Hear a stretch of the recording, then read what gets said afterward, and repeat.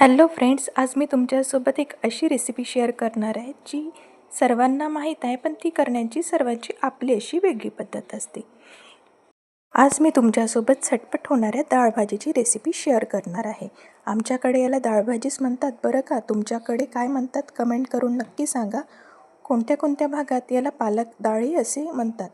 त्यासाठी लागणारं साहित्य म्हणजे स्वच्छ धुतलेली पालक, तुरीची डाळ मी या डाळभाजीसाठी वापरलेली आहे, भरपूर टोमॅटो, कोथिंबीर, कांदा, लसूण 2-3 पाकळ्या, थोडेसे शेंगदाणे आणि कढीपत्ता.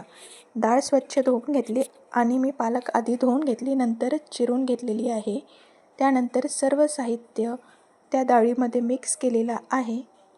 या सर्व मिश्रणात मी लागेल तेवढं पाणी ॲड केलेलं आहे आणि हे मिश्रण कुकरमध्ये शिजायसाठी ठेवलेलं आहे. कुकरच्या चांगल्या 5 ते 6 शिट्ट्या करून घेतलेल्या आहे.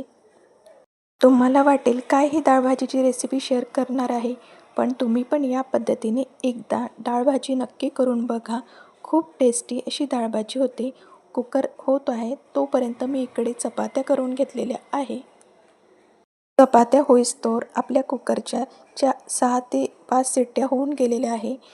त्यामध्ये बघा डाळभाजी छान मऊसूत शिजलेली आहे. ती डाळभाजी मी वर काढून घेतली आणि त्याला व्यवस्थित घोटून घेतलेलं आहे. या पद्धतीने बनवलेली डाळभाजी लहान मुलंसुद्धा खूप आवडीने खातात. माझी बाकीसुद्धा या पद्धतीने बनवलेली डाळभाजी खूप आवडीने खाते आणि या पद्धतीने मी केलेली डाळभाजी माझ्या घरी सर्वांनाच खूप आवडते. तुमच्या घरी पण लहान मुलं असेल तर चणा म्हणजेच हरभऱ्याची डाळ न वापरता तुरीची डाळ वापरा, कारण चणा डाळ मुलांना पचनासाठी जड असते. त्यामुळे मी नेहमी तुरीच्याच डाळीची डाळभाजी करत असते, म्हणजे बाकीलाही ती हानिकारक होणार नाही.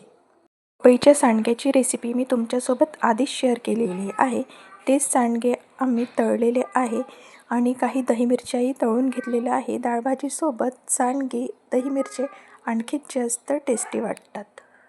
डाळभाजी करताना आपण सर्व साहित्य आधीच मिक्स केलेलं आहे, त्यामुळे आता डाळभाजीला तडका देताना आपल्याला फक्त तेल ठेवायचं आहे. तेलात थोडासा मोहरी आणि हिंगाचा तडका देऊन त्यात लाल तिखट आणि हळद टाकायची आहे आणि चवीनुसार मीठ टाकून या डाळभाजीला तडका द्यायचा आहे. बघू शकता एकदम टेस्टी आणि हेल्दी अशी डाळभाजी झटपट तयार झालेली आहे. ही डाळभाजी टेस्टला एकदमच भारी लागते. एकदा तरी तुम्ही ही रेसिपी नक्की ट्राय करा. जर डाळभाजीची रेसिपी आवडली असेल तर व्हिडिओला लाईक, शेअर, सबस्क्राईब करा. Bye bye.